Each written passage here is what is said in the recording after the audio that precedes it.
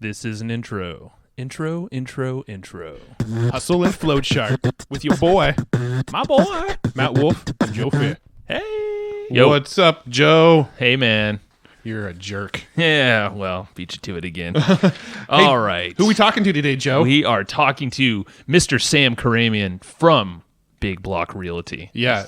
He's a total badass. This dude's a ninja. times. So, all right, I got some notes in front of me that are going to show off how much of a ninja this dude is. Go for it. So 3 years in a row, they were on the Inc. 500 at number 26, number 31, number 33. And then this year, he said they would have been on it again, but he didn't fill out the paperwork. No big deal. And only 6 years, almost 7 years in business. I think he's doing something right. Yeah, his Big Block Realty company has grown by 8,000% in the last 3 years.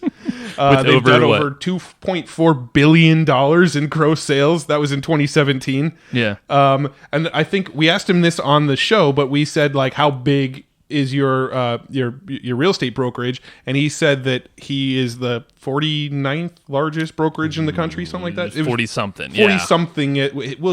He'll tell you on the episode. He will tell you. But he's over 1,000 agents underneath, in the Big Block Realty organization. I mean, the guy is totally flipping brokerages in the real estate space on its head. Yeah, and he's changing the model up a lot. Yeah, I think he starts off actually saying how he's doing that. Yeah. And it's just super cool. So we met Sam speaking at, when we spoke at War Room up in Beverly Hills about a month ago.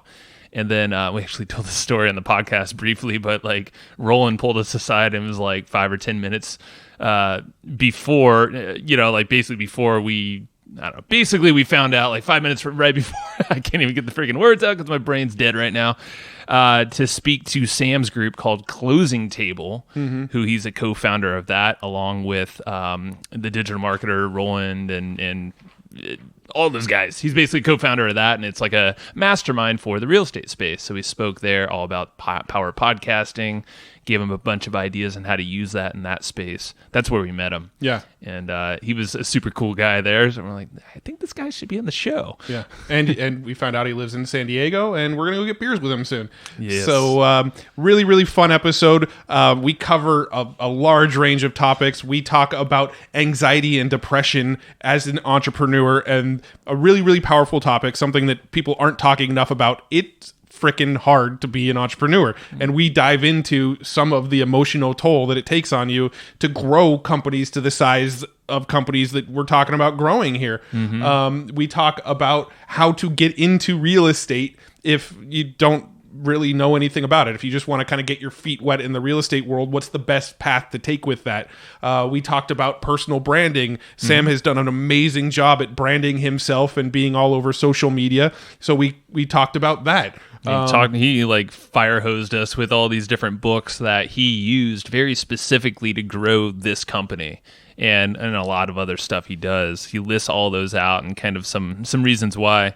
This guy, we went to the same college. You did. That's pretty cool. And actually, you said, I think you went there a little bit earlier than me, but when I did the math, you guys were probably there around the same time, actually. Maybe we did. Yeah. Either way, it's interesting because I don't think I've ever met anybody in the business space, or at least in our circles, that went to Cal State San Marcos. Yeah. It's kind of a tiny school. But yeah, man. And I also learned that they have a mascot. Go Cougars. Yeah. Joe's a coug. I'm a coug. All right. So yeah, Sam's just an awesome conversation. I really did like the whole anxiety talk. Yeah. It might not sound sexy, but it was cool because he was like, this is the stuff that's not talked about in seminars. It was real shit. And it's true. It's tough. And a lot of times you feel alone, and you're not. But that's, we share a lot of the struggles, and we open them all up on this podcast. So you'll dig. Yeah, for sure.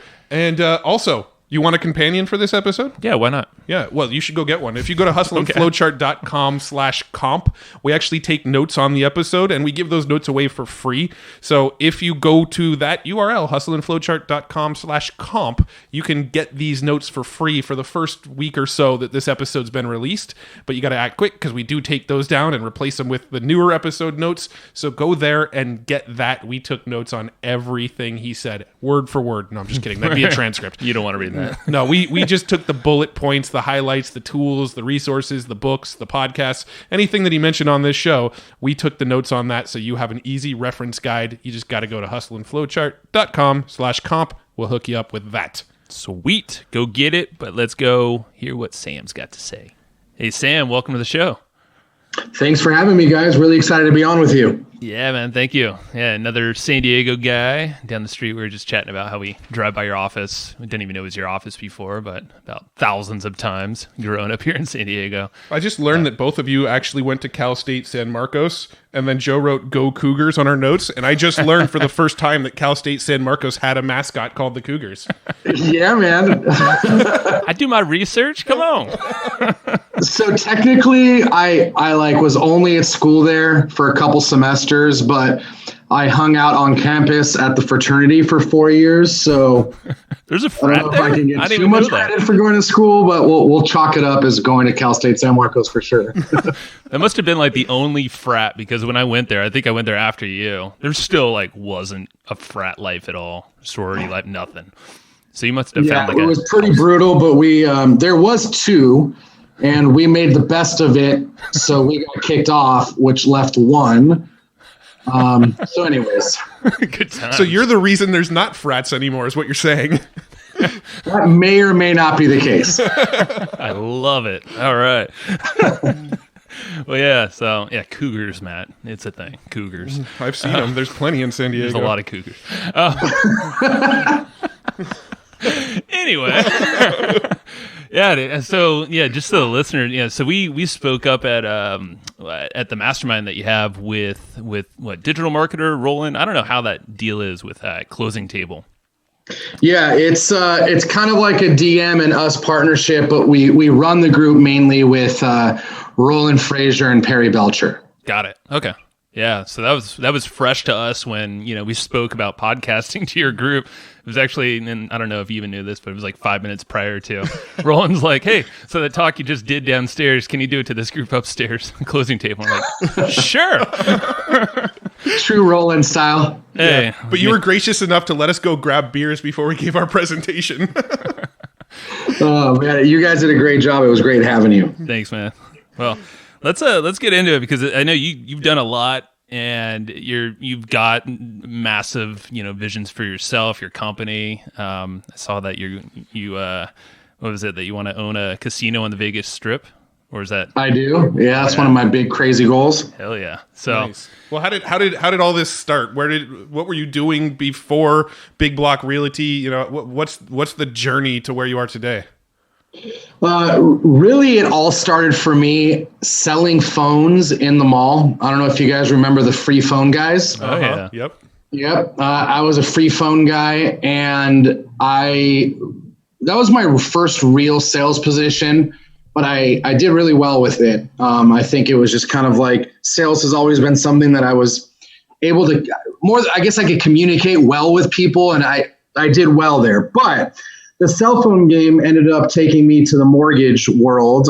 Some guy came and secret shopped me for a phone and ended up recruiting me to go start doing mortgages for him. And that's what transitioned me really out of college and out of traditional business and got me into real estate, so to speak. And that was right before the market crashed.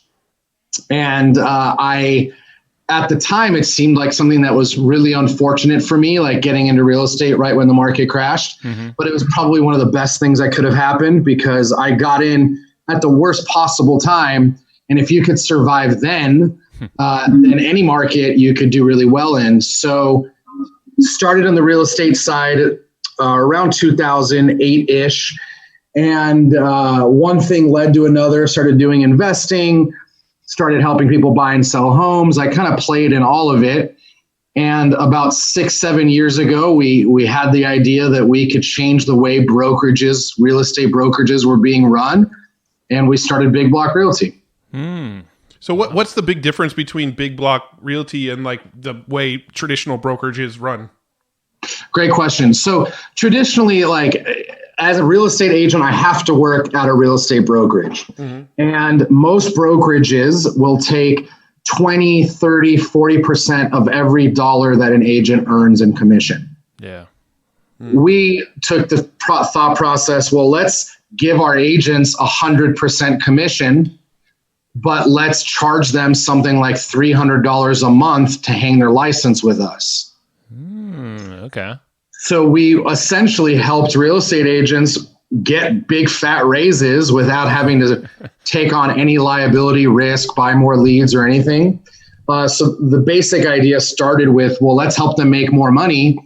And then one thing led to another, and we realized, man, if we're going to really create something that matters, we can't just rely on being the cheapest, because if they'll come here for money, they'll leave for money. Mm-hmm. So we created something that really for us was the type of brokerage that we would want to hang out at, right? It's really laid back, it's fun, it's Google feel, really good service, really good support, but at the same time, you can't beat the fees.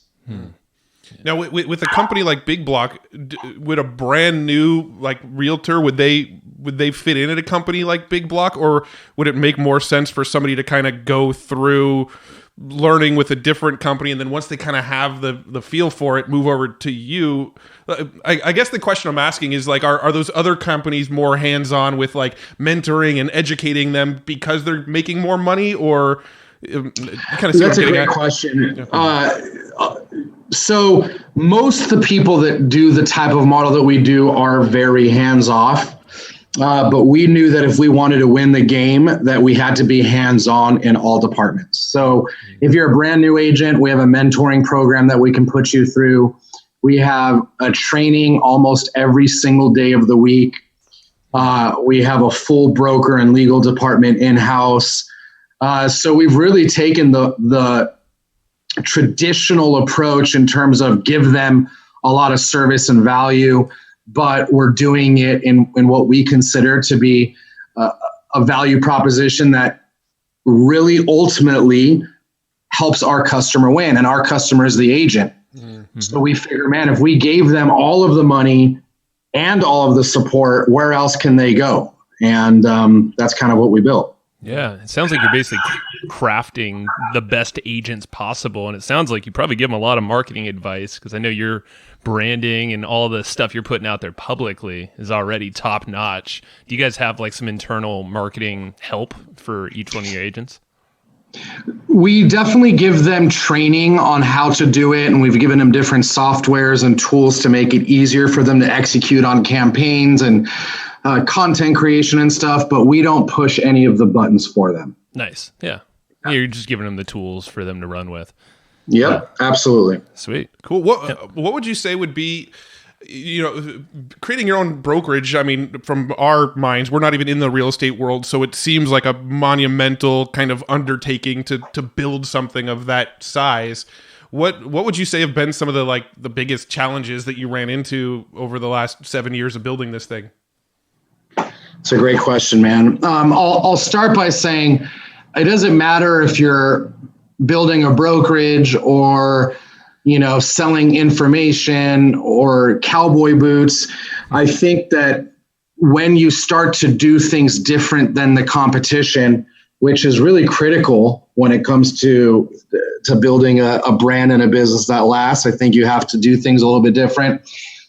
We obviously did things different, and our biggest challenge, especially getting started, was dealing with all of the naysayers from our competition, talking down about us and talking about how our model will never work, all the way to even, some friends and family that thought we were crazy trying to reinvent the game. One of the things that I learned is in business, you should definitely seek counsel. You should learn from people that know more than you, and you should try to find people to tell you what to do. But in terms of your goals and what you believe to be possible, you should only believe yourself. Mm-hmm. And we just really decided to believe in our idea and only listen to our own advice in terms of what could be done and what couldn't be done. But we got a lot of good advice and training from people like Roland and Perry and a bunch of different people that were instrumental for us. So for one, just shutting out the noise and telling yourself that you don't have to listen to all the naysayers. Has it always been like that for you? Like when you were starting out, 6-7 years ago? How long's it been? Almost 7 years, yeah. It has always been like that. It's gotten a lot better because, we're so big today that they can't talk as much about us as they once were, but it was pretty bad in the beginning. And also being that we were relatively young for the business, the average real estate broker is a 56-year-old male. Right. When I started the company, I was 29 years old. So there was a big imposter syndrome, if that makes sense. Kind of getting out of your own head. And we're hiring people that are twice our age to be agents here. And there was a lot of the mental side from listening to the haters and having that combined with, that imposter syndrome. It certainly got heavy at times, but my mentors always told me if you don't have people talking bad about what you're doing, you're probably not doing anything of much significance. So we just tried to focus on that and keep our heads down. Yeah. Now, when was it when you took on the counsel and mentorship from others?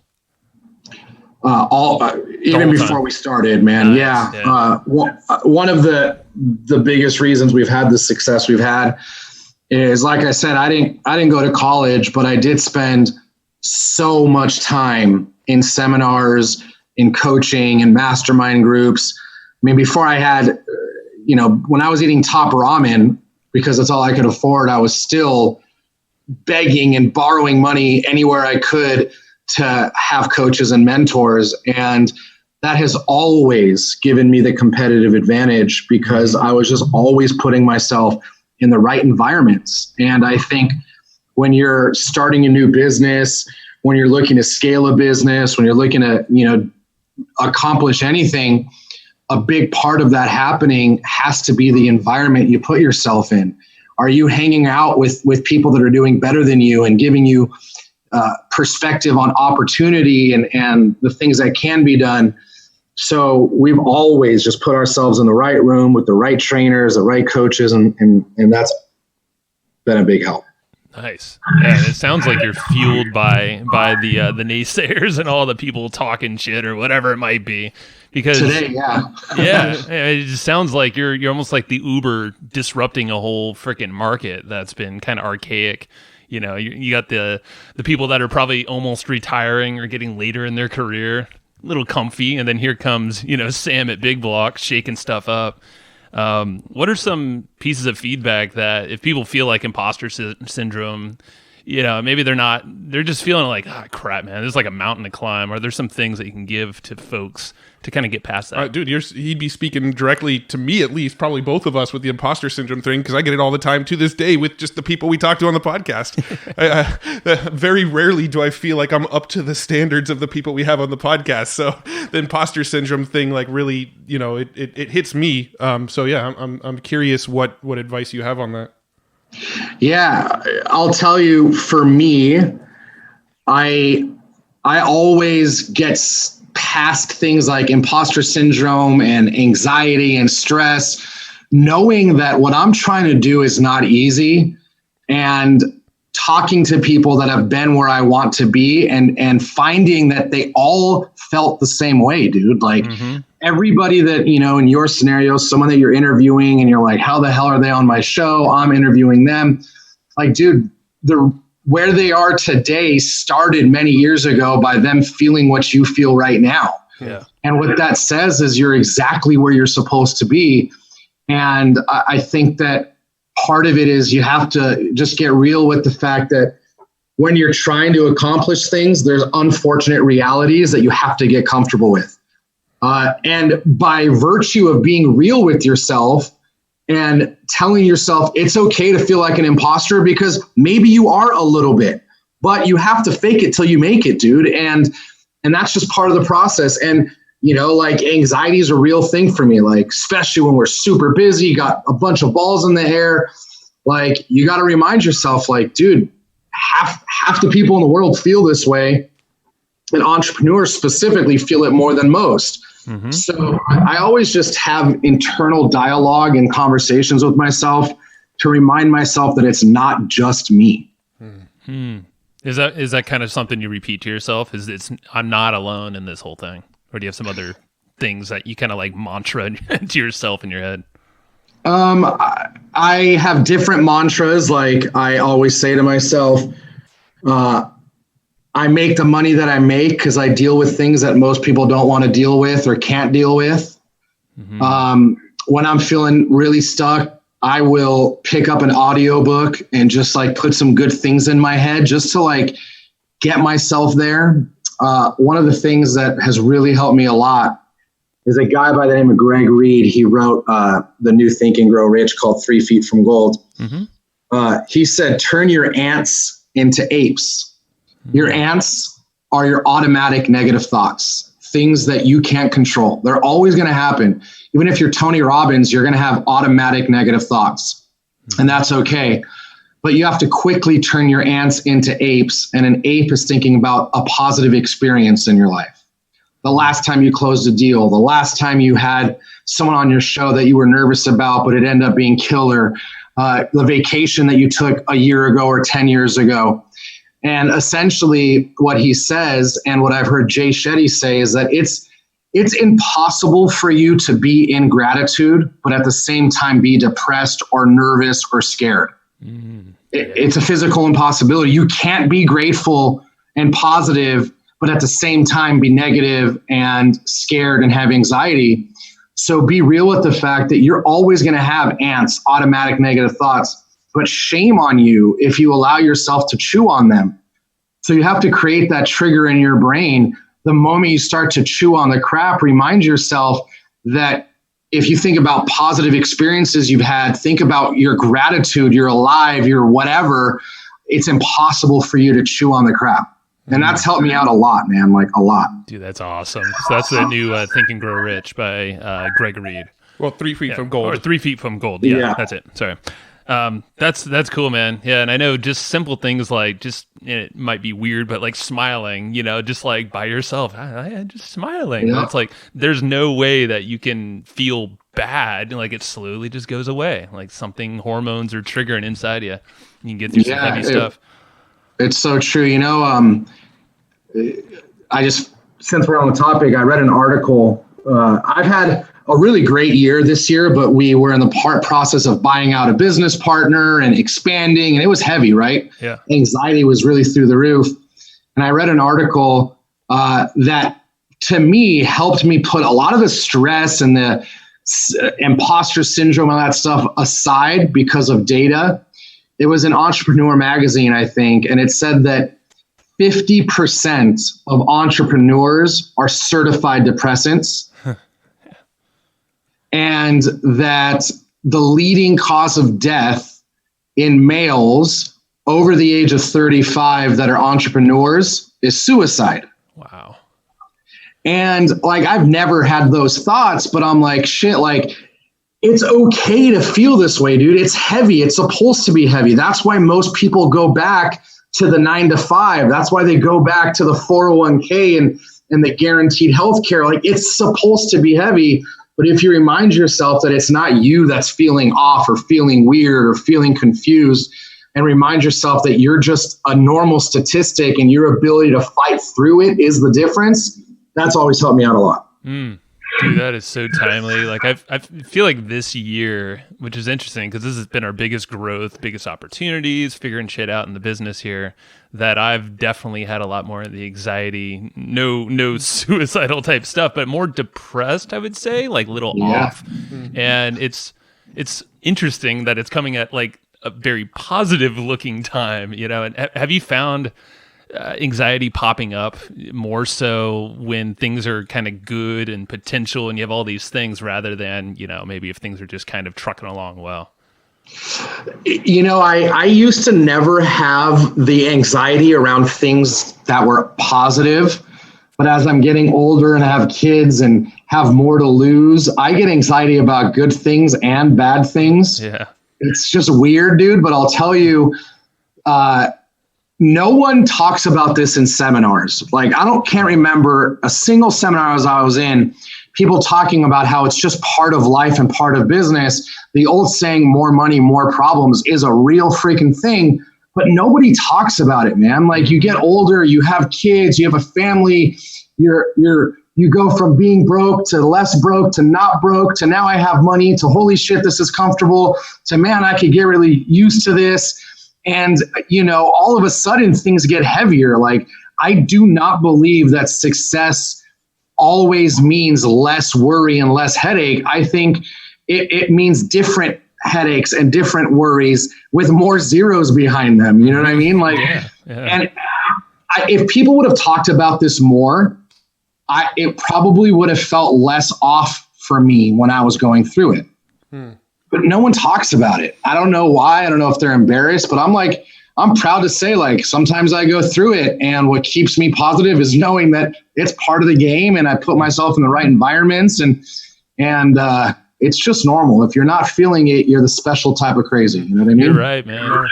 I love that you're talking about it because, I mean, I've been fairly outspoken on this podcast about anxiety and depression and things like that because I struggle with all of it pretty frequently, probably a little bit more than Joe, but different stuff. Different stuff. But no, I hear what you're saying. I've got this business that Joe and I run now. We've been running for 10 years now. I've got 2 kids, and it almost feels like a house of cards kind of thing. Like the bigger this thing gets, the harder it could fall.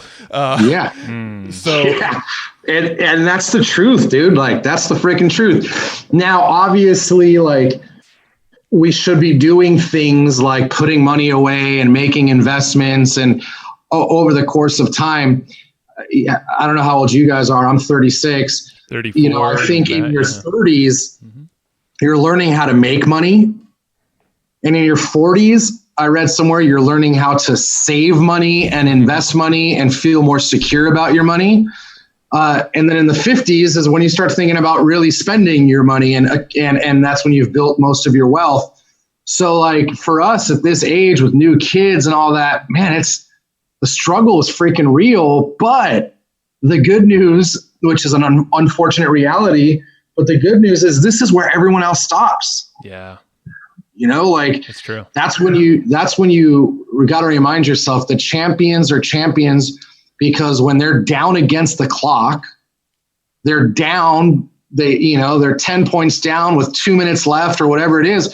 They try harder when they're down than when they're ahead. You know what I mean? Like you can't allow yourself to play defeated because that's really going to kill the game. It's true, man. And there's no reason in dwelling on the past. And I know my anxieties will more be like future pacing, like, oh, there's so much potential here. Where do I start? And then you kind of freak out where what helps me is like, okay, what can I do right now? Like right now. And in this moment, I'm grateful to have you here on the podcast so we can actually have a real talk to share with everyone else listening. And Amen. That's all I'm thinking of. Yeah. So what always trips me out, and maybe for some listeners that are feeling this, they can go Google it. But to me, one of the most badass entrepreneur, I don't even know if you can call him an entrepreneur, he's just a genius, is Elon Musk. Mm-hmm. Like that guy is creating all the businesses that us creatives thought about when we were kids, like self-driving cars, tunnels, going to Mars, flamethrowers. Like he's doing it all. Yeah. But if you really watch his interviews, that guy is depressed and he's got anxiety and he's uncertain and he tears up sometimes in interviews. And it's like, he is literally changing the face of the earth. And you look at someone like that and you think, man, this guy's got the golden touch. He's got it all figured out. No, I don't think he really has it figured out. I think he's willing to swing the bat really hard and go where people aren't willing to go. And he pays the price in anxiety and depression and dealing with, the things that we see in the interviews. So if Elon Musk can do it, you can do it. It's true, man. I remember very clearly at the end of that Joe Rogan, the interview that you can watch on YouTube, the very end of it was like the last thing I think Joe asked him was like, what's the piece of advice? It's just love each other. And you could tell that he kind of looked empty, but obviously that's what he meant. And it's just, if you think about it, it's like just be good to each other and good to yourself to start. And as an entrepreneur, man, yeah, it's tough sometimes. You're like, I should have more money in the bank account, or my sales sucked today or this week, or I had to fire someone. It's like, I suck. Yep. But yeah, you're not alone. Everyone listening. But totally. Yeah, part of the game, man. Yeah. Well, how about going back to mentorship? I'm curious, now that you're doing the closing table thing, how many masterminds have you guys done so far? It's closing table started a year and 1 meeting ago. So a year and a quarter. How's that been being kind of on the other side now, being mentored a lot, now being the mentee? No, other way around. Or other way around. He's the mentor now coming from the mentee. That's it. It's my favorite job of all the things that we do. Being in that room, running that room and learning from that room is my favorite thing to do. And I'll tell you, from the other side, and no one's asked me that, and I'm thinking out loud, the thing that stands out the most is from the person that's doing the best in the room to all the way on the opposite extreme, and these people are all badasses. Mm-hmm. They all have the same basic challenges. They have challenges letting go. They have challenges hiring. They have challenges with profitability. They have challenges with scaling. It's just a unique perspective. And we have 1,000 agents that work for us at Big Block. So when I'm working with them one-on-one, the common denominators are always the same, which to me is great freaking news. Mm-hmm. Right? It's great news because everyone's dealing with the same things, but your ability to deal with them is the ultimate qualifier, I guess. The other part of it that is unique is just because you're the guy in the front of the room, you build relationships with people at an elevated level, if that makes sense. Like you guys, since I was the guy running the room, I'm on your podcast. If it's you or Frank Kern or whoever it is, the doors are more open. And the lesson there is put yourself in those scenarios. It could be in your local community, start a little mastermind group of top producers just in whatever industry you're in or whatever community you're in your local area. Be the person that runs the room. And there's so much monetary value that comes on the backside of the group. That's pretty exciting. I can only imagine, man. Yeah, and it's whoever brings people together, the connector is usually the one that they go to first for a deal, an opportunity. I think Roland told us that, inside the war room, I mean, that's like a hotbed for just all sorts of deals. Yep. And just imagine being the guy or the gal, whoever in front of the room, you're going to get pretty much first say at all that stuff. Yeah. It reminds, there's a guy named Mark Acosta Rubio, who is one of our mentors. He's been on our show a couple times. He, one comment that he made that, about our business versus other people's businesses. He's like, the difference between your business and the stuff you're doing with your podcast and, the subscription service that you sell and a company that's doing it to the tune of $20 million a year. The only difference is balls. They have bigger balls than you. That's it. Yep. That's the only difference is that there's areas where they were scared to do it and they did it anyway. And you were scared to do it and you didn't. Bro, that is truer words have never been spoken. And let me just put that in perspective. There's a company in the real estate space that just had the balls to go really big with their valuation for capital, for raising money. And at the time that they started raising capital, they had the same amount of agents as us, 1,000 agents. They started the company at the same time as us. They raised capital at a $4.5 billion evaluation. Wow. And raised $750 million bucks. And the entire industry, bro, everybody in the industry sitting there scratching their heads. How the hell did 1,000 agent brokerage get a $4.5 billion valuation? Because they got the balls, dude. They got the balls. They made the pitch. They made it sound good. And they're taking a traditional old freaking business and raising $750 million against $4.5 billion valuation. Balls. Wow. That is total balls, man. Balls. That's straight up balls. So how do you like when you look at balls? I love it. I'm going to start a counter. How many times are we going to get balls in this episode? Mad balls, yo.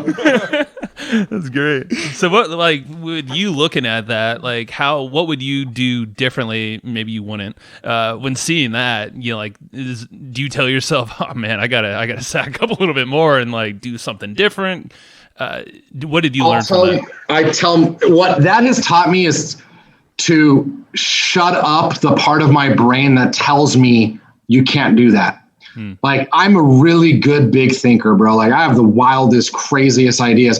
I swear 5 years ago, I had that same thought. You know what? Let's just say this thing is worth a few $1 billion, raise a couple $100 million, and with that money, we'll win the game. I just didn't do it because I allowed logic to set in. And the thing that to me is lost in progress of life is your ability to be naive. Remember when I was like 20 years old, I thought I could walk on water. After getting my ass kicked for 16 years, I'm like, yeah, maybe I can't do that. Yeah, maybe that won't work.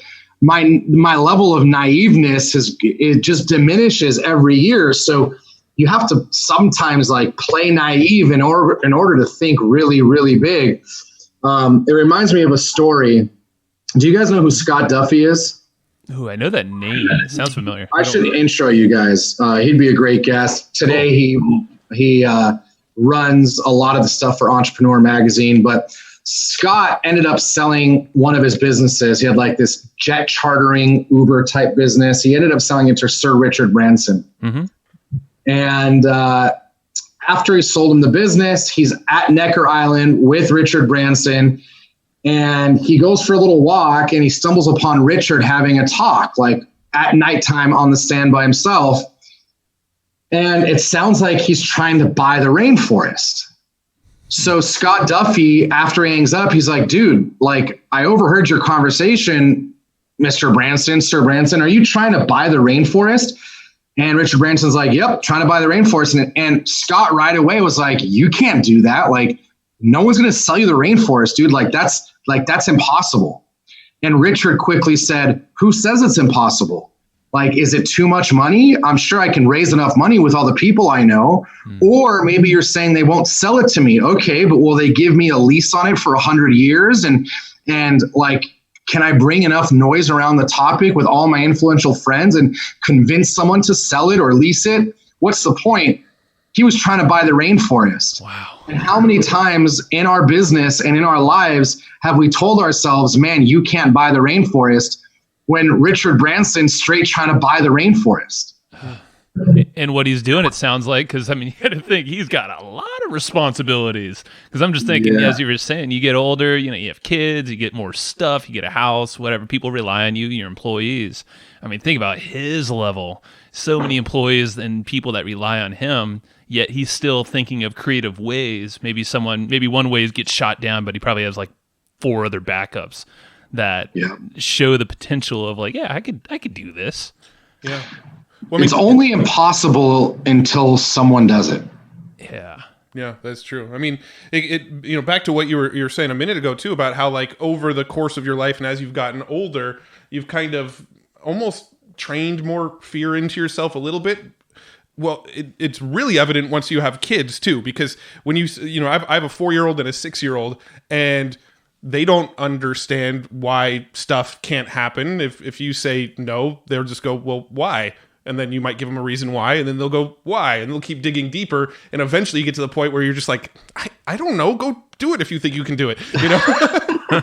and so it's kind of like when you're a kid, when you're very, very young, you don't have that element. That element is trained into you of feeling like something is not possible or you're not capable of doing something. That is totally a learned element because you're not born scared of anything.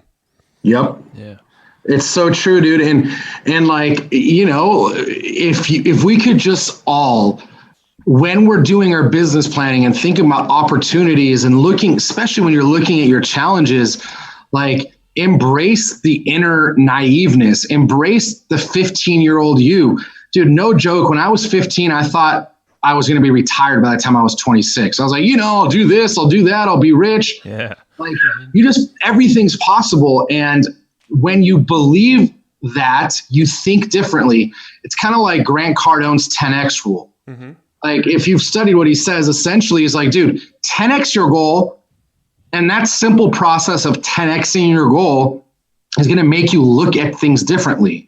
And when you look at things differently, you'll find ways to do things that other people haven't done, which is really a big part of our success here at Big Block, dude. Like I've just always looked at things different and did things different than the competition because I thought year one, we could get to 1,000 agents. Is year 6 and we just broke 1,000. You know what I mean? Yeah. How long does it normally take a brokerage to get to that point? Oh, if we were in this, we didn't submit the paperwork, but if we submitted the paperwork, we would be the 49th largest brokerage in the country. Wow. That just shows it, man. Jeez. So yeah, not very many people get this big.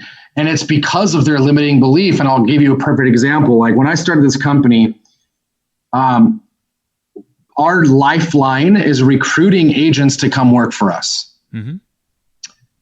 Our traditional competition hires a professional, well-groomed, well-trained recruiter, pays them, let's say 70, 80, 100 grand a year, gives them bonuses, and that person will go recruit, let's say 3 agents a month, and they're a freaking rock star. Wow. I was like, well, not doing that. 1, because to me it doesn't make sense, but 2, we can't afford it. I went onto Craigslist. I hired telemarketers for commission only. I had 10 people just calling around a script that I make, calling agents. And within our first 3-4 months of business, we were recruiting 6, 7, 10 agents a month. And we didn't have the crazy overhead everyone else had. And it's just because I believed it could be done. Like none of my competition thought you could take any telemarketer and make them recruit agents. I thought, well, in volume, you can do anything. And we've always just done stuff like that has helped us reach our goals much faster than the competition. That is so cool. I love that. So there's kind of 2 different rabbit holes that I feel like we can take the conversation, and I'm not quite sure which one to go down first. I wanted to talk a little bit about like real estate and is somebody that maybe isn't in the real estate world, maybe some easy ways that they can, not easy, but ways that they can start getting involved in real estate. And the other thing I want to talk about is some of your marketing strategies and branding strategies that have gotten you to where you are. Joe, do you have an opinion on where you want to go first? Real estate? Why not? All right. Yeah. Yeah. Let's do it. Yeah. So with real estate, then I'm kind of curious. I mean, mine and Joe's experience in real estate is that we both own our own homes. I'm on my 3rd now. Joe's on his 2nd owned home. Mm-hmm. And that's pretty much the extent of our knowledge. Thanks. So if we wanted to be investors in real estate and actually generate cash flow and income off real estate, what's your recommendation to people that are just totally green in this world? Great question. I would say if you have disposable income and you want to get the furthest with it in real estate, first thing I would do is turn off HGTV and don't look at all those flipping shows, because flipping is not the game, especially for a novice. Most people think that that's where they should go. Mm-hmm. Yeah. Statistics show long-term that you make the most amount of wealth in real estate by owning real estate for a long period of time, mm-hmm. and at the same time paying down debt. Now, the challenge most people have is, especially in a place like San Diego, you don't have enough money to put down enough so that you buy something and it cash flows positive. Mm-hmm. Does that make sense? Yep. Mm-hmm. So I don't think there's a better vehicle for investing in real estate than looking into large multifamily syndication type deals. This is what you see Grant Cardone through Cardone Capital pitching. Mm-hmm. There's a lot of really strong companies. I can share a few if you want. Mm-hmm. And what they do is they say, okay, we want to go buy this 50-unit apartment building, and we need $1 million. outside of the loan that we're getting. They'll go to people like you and me and they'll say, hey, for 20 grand, you get this guaranteed rate of return and you get equity in the deal. So I'll give you an example of a deal that I'm looking at doing right now and one that I did that's about to close. So about a year ago, we put our money, 25 grand, into the purchase of a high-rise in Texas. Mm-hmm. Mind you, I'm not doing any work. All I have to do is write a check. This company found the deal, is managing the deal, doing all the work, all the tenant placements, everything. Gave them 20 grand on the 25 grand on the 25 grand a month. We were getting, on the 25 grand total, we were getting paid $600 a month in guaranteed rate of return. Got it. A year later, they have done all the work and they've raised the value of the property. They are refinancing the building. I'm getting my 25 grand back and I get to keep my equity in the deal. So my monthly cash flow goes from 600 a month now down to like 350 because they've refinanced a bigger loan. So there's more debt. Mm-hmm. But I got my 25 grand back and now I'm still making $350 a month forever. Wow. How long did it take for that refi? It'll be about 18 months before I get that money back. That's not bad at all. Dude, it's the jam. That's amazing. So now I get my 25 grand back. I still have that $350 a month that is going towards my life. Now I have that 25 grand I can replace in another deal. So yeah. I got another one sent to me. This one's in, I forget where it is. I'm blanking on the city, but they need to raise a few hundred grand and they're guaranteeing 15% return on your money while the money is out. And then they're going to flip the building for a near double the value. So let's say I give them, for simple math, 100 grand. Mm-hmm. That 100 grand is going to pay me $15,000 a year in guaranteed return at 15%. And then in 2 years, let's say they sell the property, I have made 15 grand a year for 2 years. So I made 30 grand. And now my 100 grand turns into 200 grand when they sell the property. So my 100 turn into $230,000 in a 2 to 3 year period. Jeez. And this is all managed, so you don't have to be the property manager and collect rents on people. And never. You're never talking to a tenant. You're never stepping foot on the property if you don't want to. You're not going to Home Depot. You're not doing anything. Now, here's the big thing everybody should pay attention to. Who you invest with matters, right? Like these deals, the ones we're talking about are grand slams, but I have found people to invest with that know how to only do grand slams. So be aware of who you do it with, make sure they have a good track record. And let me touch on why this is majorly different than like buying a single family home. Mm-hmm. If I buy a house and I rent that out, one, I'm probably not going to cash flow, especially in San Diego. Right. But two, if I have one vacancy, I'm 100% vacant. Yep. Yeah. If I have to buy a new roof, I have to buy a new roof for the entire house. Where if I'm buying a building with 50 doors and I have some vacancies, it matters a lot less. When I need to do a new roof, yes, it's a bigger roof, but it's, it's amortized over so many doors or blended over so many doors that maybe the roof is costing me $3 grand per door as opposed to 20 grand for one door. Mm-hmm. That makes sense. Right? So how do these syndication companies, how do they guarantee a return knowing that there is going to be some vacancies, there could potentially be downturns in the market? How is that stuff guaranteed to you? The easiest way it's guaranteed in contract, so they pay you or you sue them. And if you sue them and they're not paying you, you're probably screwed anyways. But it's guaranteed in contract. The reason they're able to do it, the easiest way to look at it is, let's just say they're buying $1 million property and they're going to put 300 grand down. So they're getting a 70% mortgage. Whatever that thing is cash flowing per month is essentially what they're going to use as the guaranteed rate of return. So the better the deal, the higher the rate of return. Now, not everybody invests that way. There's 100 different ways to skin the cat. But what they're doing is they're essentially saying, well, we're going to forego all of our cash flow right now and give it to our investors that own 20% of this deal.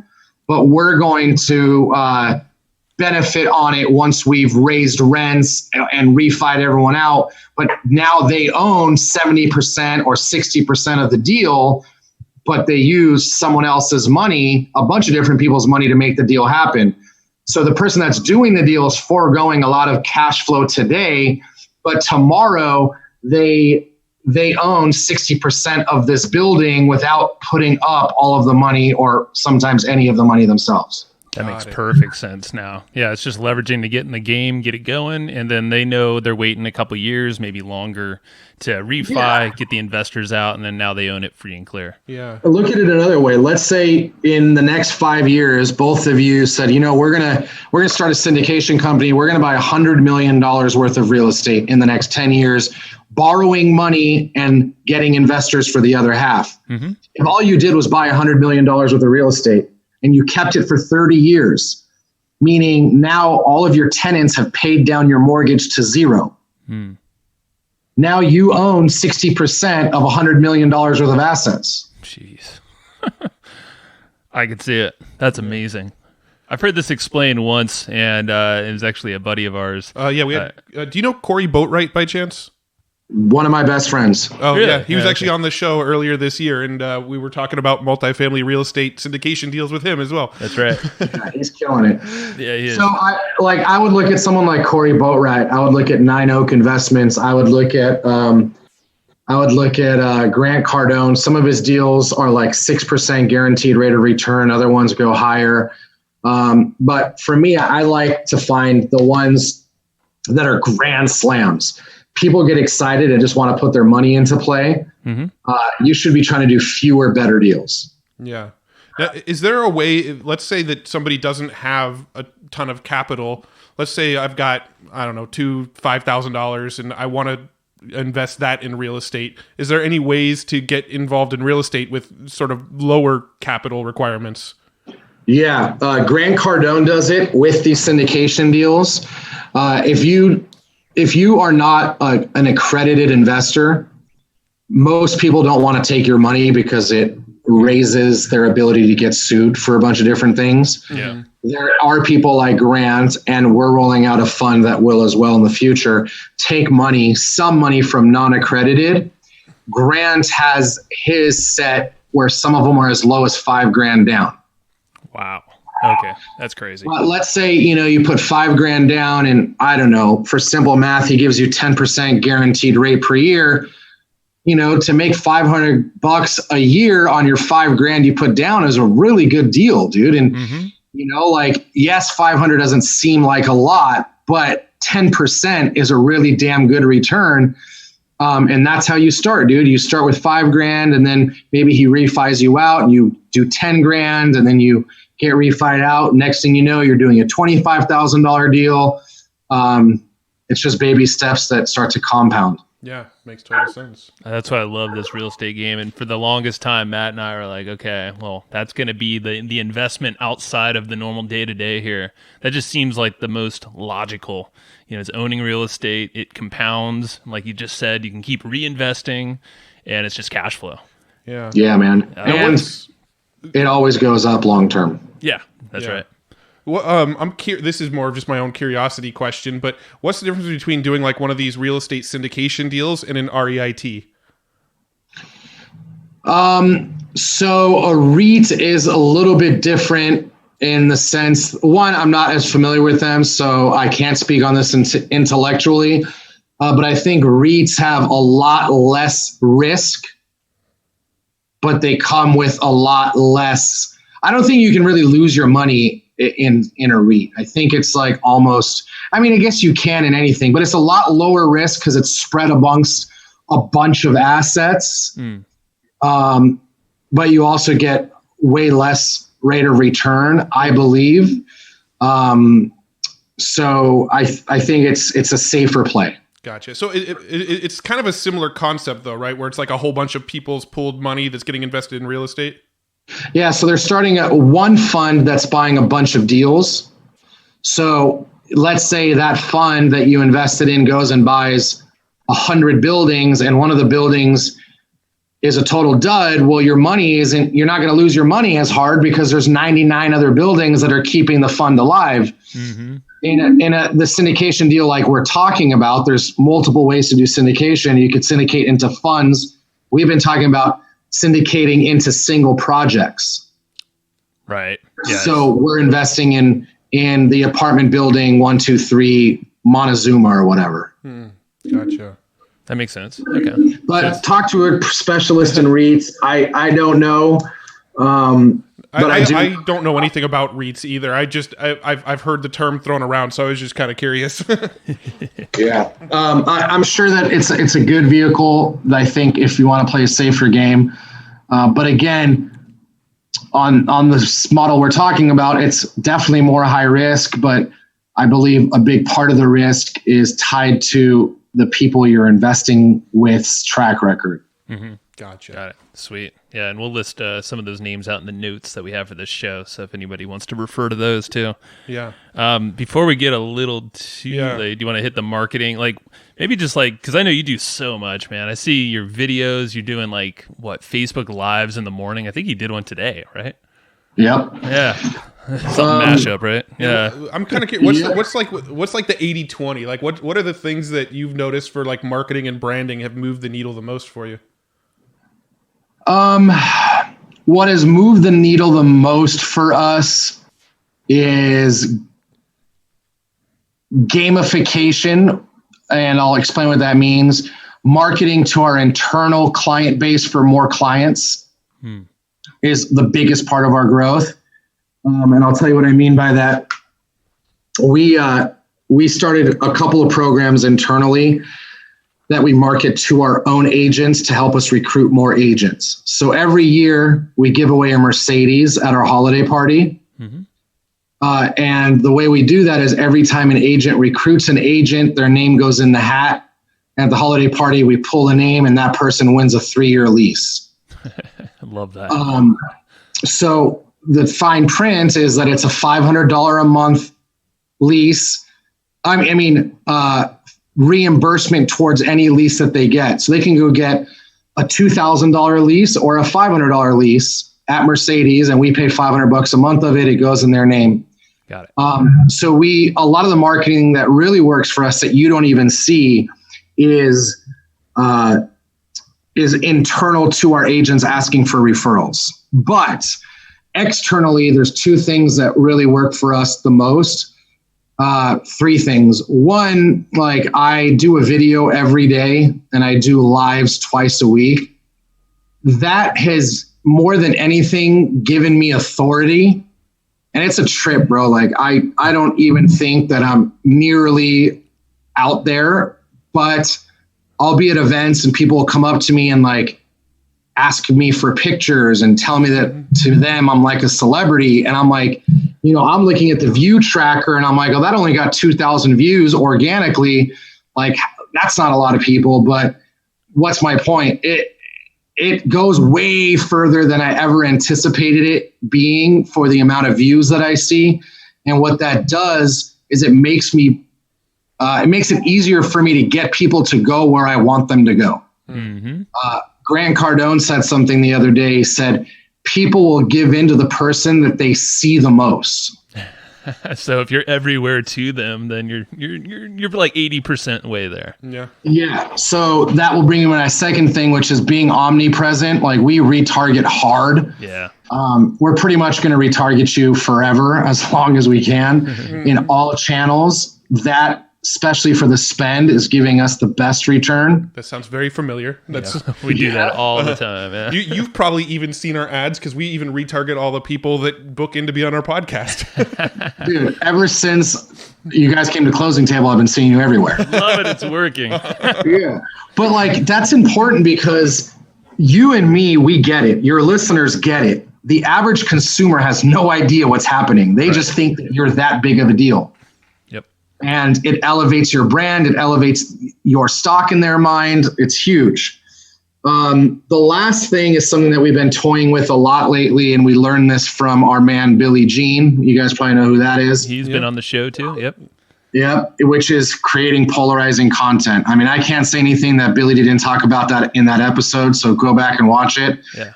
Or listen to it. But creating that front end content that is unforgettable and it's really uncomfortable, and everything inside of you will tell you, man, this is a little too wacky. I feel like a douchebag, whatever. But that stuff goes so freaking far. Yeah. No, I mean, we flat out asked Billy on the podcast, why do you pose with pictures of your Ferraris and stuff like that? And he had a really, really great explanation, kind of along the same lines of what you're saying right now. It's part of his goal to be divisive and to attract a very specific type of person. Yeah. Yep. It's funny because I've always been into cars, and I, until recently, had a hard time justifying the expense. But listening to Billy's presentation a couple years ago, he's like, man, you guys are all worried about being a douchebag and you won't do this stuff. And I don't care about being the douchebag. And that's why I'm killing the game. And no bullshit. I was like, you know what? He's right. I'm going to go buy the car. So like within a couple of weeks, I go get an i8, like a ridiculous car, like BMW. The one with the doors that go up. Yep. And I got it, justifying in my brain that I'm going to leverage it on social and my content. After I got the car, I like my videographer, I don't let her do anything with it. I'm like, always feel like a douchebag. And he was, the other day I was talking to him and I brought it up. I'm like, dude, I bought the car. I said I would do it. I can't do it. And he said, look, dude, you have to go and meet the customer where they're at. And that really opened it up in my mind. He said, they're at the place where they want to be able to be the guy or the girl that could buy that car or do that trip or buy that whatever. And you need to meet them where they're at and show them that you're that person. And it really made a lot of sense. I still haven't leaned into it and it's hard, but you do that stuff and people remember you. For sure. Yeah, and I feel like you're doing it the right way. Like most of your videos, almost every single one of them is you on camera giving some great kind of motivational or some kind of marketing branding advice. Like, go check out his Instagram, and listeners, just like, it's on point. Seriously, Thanks, man. I looked really down, like, I don't that. know what you're doing. Yeah, it's amazing. I'm curious really quick, because we probably should wrap it up here, top of the hour. What do you have on tap right now for brew at your office?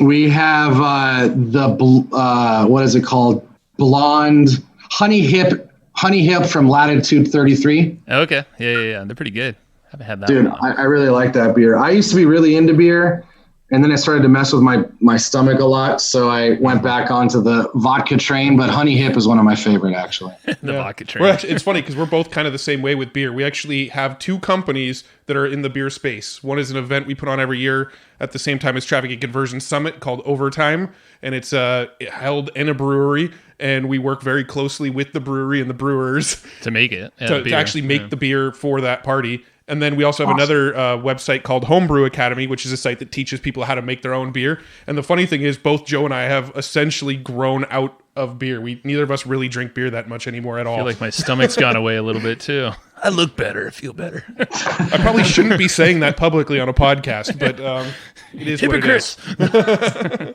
That's funny. That's why we have experts. Cool, man. Well, let's wrap it up and get you to your team over there. What's a book that you find yourself recommending, or maybe you going to often? Yeah, you mentioned 3 Feet from Gold. That's right. That you listen to a lot of audiobooks. Are there any other ones that you'd recommend? Yeah, I'll rattle off a few. One of them you've probably heard a million times. In case you haven't, Think and Grow Rich, the original one, is like a must read. And I'll give you 3 books that have been instrumental in our ability to, land on the Inc. 500 3 years in a row. Number 1 is, in no particular order, The Ultimate Sales Machine by Chet Holmes. Really, really good book. We got so many nuggets out of that from our hiring processes and our managing. Everything so good. Number 2 is, how do I even pick? 4 Disciplines of Execution. Ooh, that's a new one. I haven't heard that one. Yeah. If you have a team and you want to learn how to keep your team accountable, keep projects moving, really make progress, really, really good book. I'm going to give 2 more. Number 3, which was really the Bible for everything that we've done internally at Big Block, is Delivering Happiness by Tony Hsieh, which is essentially the Zappos book. And then number 4 is The New Gold Standard, which is, I'm blanking on the author's name, but it's a book about how Ritz-Carlton is the gold standard in service. And man, that book will open up your eyes a lot. And, for us, especially because we're a low-cost leader, I also believe we give more service than our high-cost competition. And a big part of that is because we've just ingrained that book into our culture and our team. Love it. Have you? Are you a fan of any of the Gary Keller books? I've never read one. No. I'm sure they're good. I've heard good things. No, I've heard the book Millionaire Real Estate Agent pop up a few times, so I was just kind of curious. Yep. Never read it myself. That book is kind of like the Bible for people. I just gravitated when I first got into the business to a guy named Mike Ferry and really just read all his stuff. But I heard his other book, which is The One Thing, is really good as well. But I haven't read it. Yeah, that's a good one. I have read that one. Yeah, I think it was Cory Boatright was talking about Mike Ferry as well. Yeah. Yep, Mike Ferry's my dude, man. That's awesome, man. Cool. Been my coach forever. Cool. Well, we've already kept you a couple minutes over here. Where do you want to send people after listening to this? Your business is Big Block Realty. Is there, we're going to link up your Instagram account. Is there anywhere else you'd want people to go check out after listening to this episode? I'd say those 2 things, dude. BigBlockRealty.com, and you can follow me on Facebook or Instagram at the90. And I'm happy to keep the conversations going. Sweet, right on, man. Thank you for your time. Appreciate it, man. It's been fun. Hey, this was really good. You guys do a great interview, and any way I can help, let me know. Thanks for having me on. Yeah, man. You got it. Take care, buddy. Take care, guys. Bye. Thanks, everybody, for listening to this episode of the Hustle and Flowchart podcast. Before taking the time to listen, we want to give you something a little bit special.